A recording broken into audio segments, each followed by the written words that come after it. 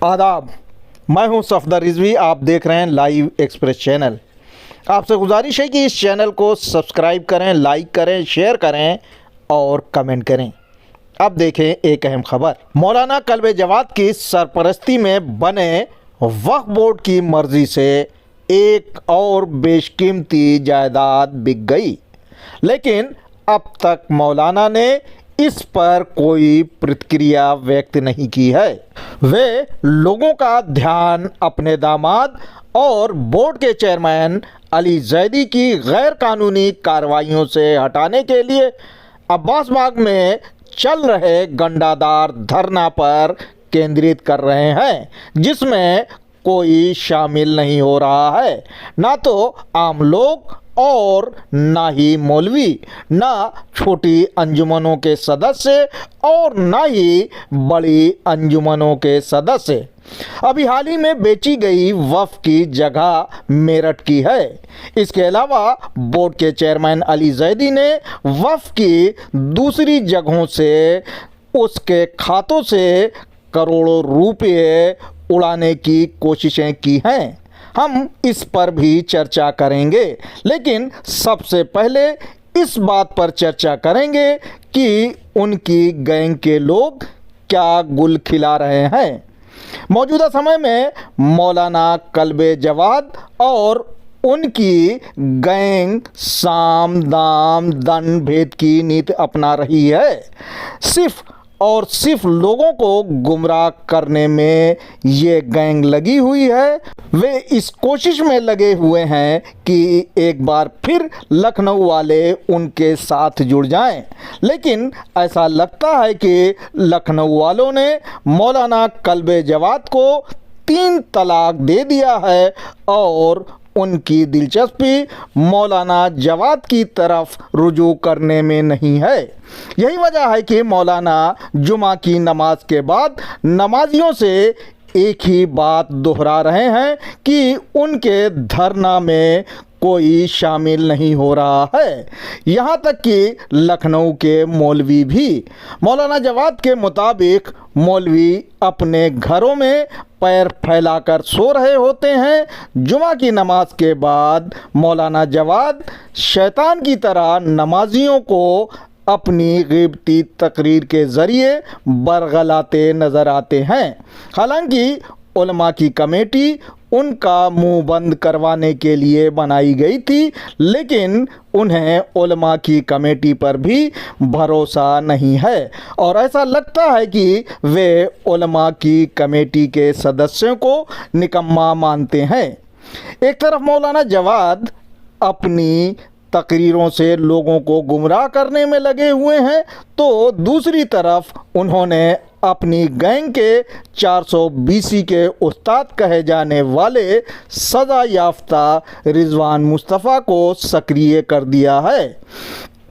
इस 420 और वफ़ोर रिजवान मुस्तफ़ा ने पिछले दिनों अल्लामा ज़मीर और सफदर रिजवी के ख़िलाफ़ FIR दर्ज करवाई थी। उसका कहना था कि वो मौलाना जवाद का भक्त है और इन लोगों ने मौलाना जवाद की करतूतों को उजागर करके उसकी भावनाओं को ठेस पहुंचाई है।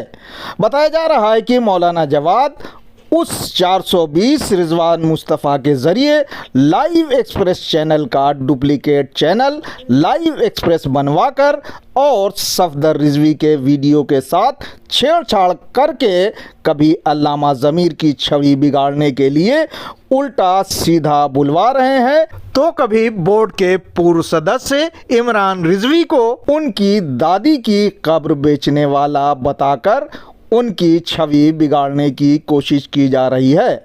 मालूम हो कि इमरान रिजवी ने पूर्व में इस 420 और वफ़ की ज़मीन पर कब्ज़ा कर मकान बनाने वाले रिजवान मुस्तफ़ा के कारनामों को उजागर किया था और उन्होंने बोर्ड से कहा था कि इसके ख़िलाफ़ कानूनी कार्रवाई की जानी चाहिए।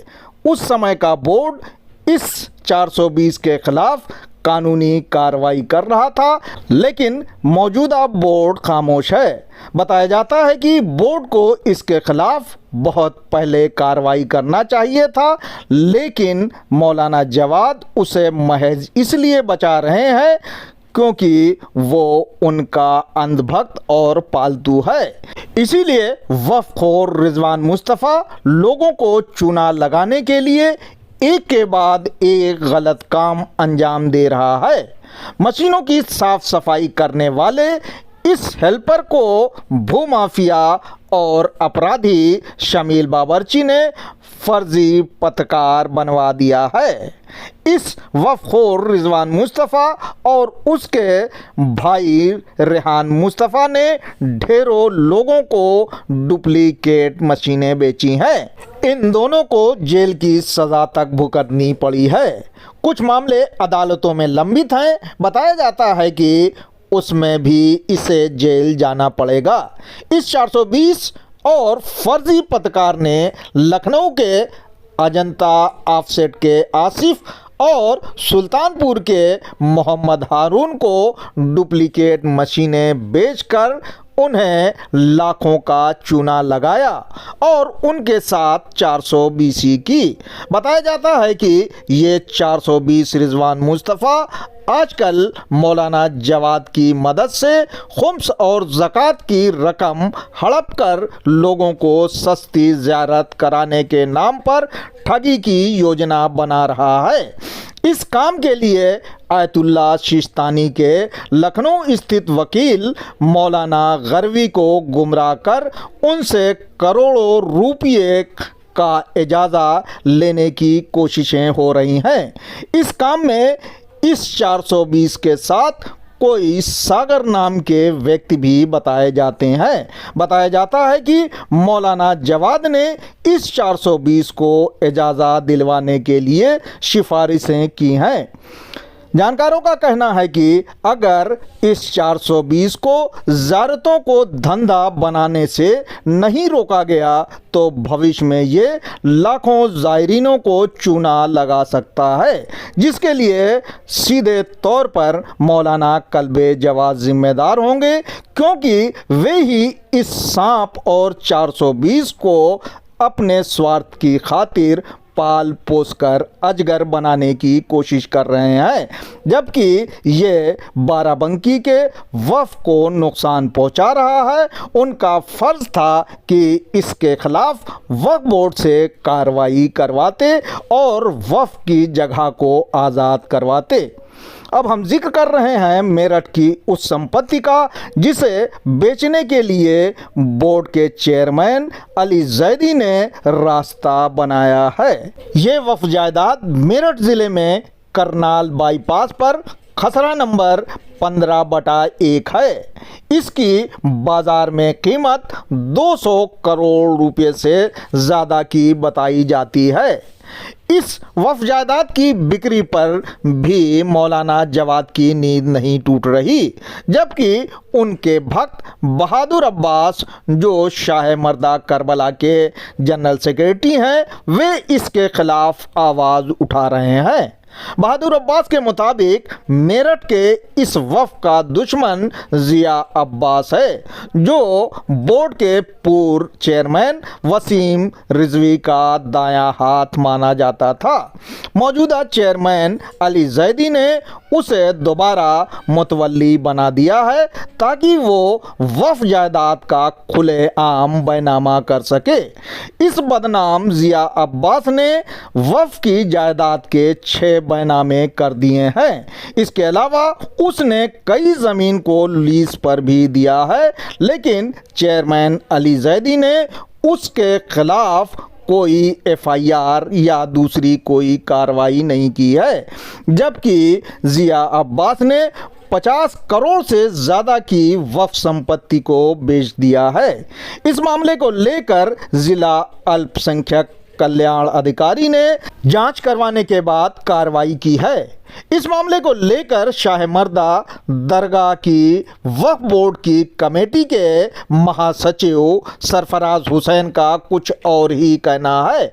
उनका कहना है कि चूंकि इन लोगों को यानी बहादुर अब्बास वगैरह को उनका हिस्सा नहीं मिला है, इसलिए ये विरोध कर रहे हैं। सुने क्या कह रहे हैं सरफराज हुसैन। जो लोग वक्फ खोर हैं वो आज औकाफ के मुआफिक कैसे हो गए, वो औकाफ की मुहाफजत कैसे करने लगे। ये 200 करोड़ रुपए से ज्यादा की जगह है मेरठ औकाफ की। ये सब इनमें जो झगड़ा चल रहा है ये सिर्फ शेयर को लेकर है। ये सारे वक्फ खोर हैं, इनका शेयर पर लेकर झगड़ा हुआ है जो ये बात मार्केट में आई है। वरना जो लोग आज वो खुद साख्ता आफ्ताब शरीयत, वो बुज़दिल, वो एक्सीडेंटल चेयरमैन, ये सब लोग तो वक्फ खोर है। ये वक्फ की मुहाफजत कैसे करेंगे। ये FIR है जो करवा रहे हैं एक दूसरे के खिलाफ, ये पूरा एक एसोसिएट है और इनमें शेयर के बंटवारे को लेकर झगड़ा हुआ और इस शेयर के बंटवारे को लेकर ये एक दूसरे पर ये इल्जाम लगाने पर उतर आए कि वो वक्फ खोर है, वो वक्फ खोर है। असल में ये पूरा एक एसोसिएट है, ये तो सारा एक ग्रुप है इनका। ये सब वक्त बेच रहे हैं। आप लखनऊ से लेकर पूरे यूपी, पूरे उत्तर प्रदेश में देख लीजिए आप कितने औकाफ बेच दिए गए और जिसमें खुद साख्ता आफ्ताब शरीयत इनकी सरपरस्ती कर रहे हैं और इनका वाइस कैप्टन बना हुआ है वो चेयरमैन। बाकी ये तो है ही लुटेरे सारे इनके साथ। तो आप खुद सोचिए। देखिए हमारे पास सब चीजों के सबूत हैं, मेरठ के भी सबूत हैं, FIR हुई है वो भी हमारे पास है और रिकॉर्ड भी हमारे पास मौजूद है। अगर कौम को किसी चीज की कोई किसी भी डॉक्यूमेंट्स की दरकार है तो वो हमसे ले सकता है। अब हम बरेली के उस वफ़ का जिक्र करना चाहते हैं जो कुछ समय पहले इसलिए सुर्खियों में था क्योंकि भूमाफिया इमामबाड़े पर हथौड़ा चलवा रहे थे, लेकिन वक्फ बोर्ड खामोश था और कोई कार्रवाई नहीं कर रहा था। बाद में वहाँ के मौलाना सैयद नजफी और वहाँ के जागरूक लोगों ने दिलचस्पी ली और इमामबाड़ा को नुकसान पहुंचाने वाले ताहिर जैदी, उसकी पत्नी हुमा जैदी, मुतवल्ली ज़मीर रज़ा समेत ढेरों के खिलाफ FIR दर्ज करवाई और तोड़ फोड़ रुकवाई।